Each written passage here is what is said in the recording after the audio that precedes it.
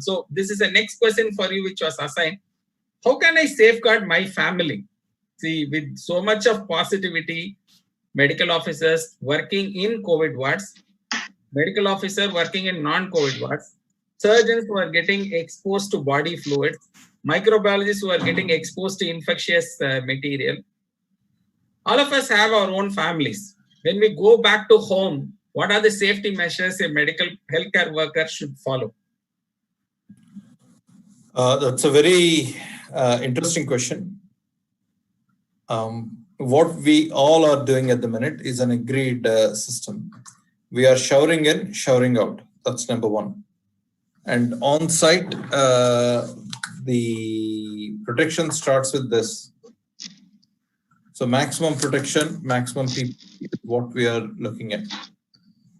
So we all have facilities to change, and all our laundry rooms have separate red bags for COVID to be disposed of or to be washed separately.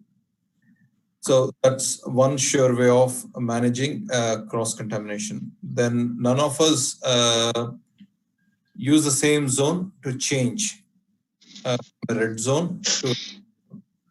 So they have separated the changing facilities as well for us.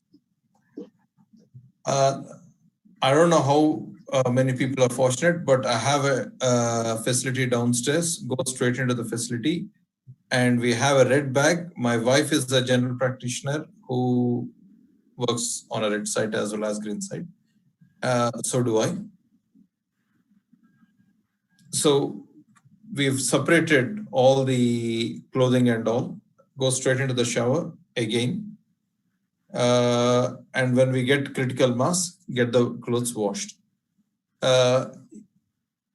Children, my elder one, according to government guidance, we sent her to school just for a week. And now yesterday there was a scare. So today she is back home, not going to school at all. The younger one and the child who is in nursery, the third one, they are staying home. So that's the maximum we can do. We looked at all this prophylaxis and all. Currently, there is no NICE or NHS guidance for us to take hydroxychloroquine or any other prophylactic measures other than PPE. We just stick to whatever has been suggested from NHS England. Minimizing viral load is what we looked at as a team, and we work in a quite tight-knit team. So we took turns to be on site. So majority of our activity, apart from patient interactions, that is on calls, endoscopy and theaters. Apart from that, everything else is happening from home to minimize the amount of viral load we take from an acute site. That means at least 3 days a week we are offsite.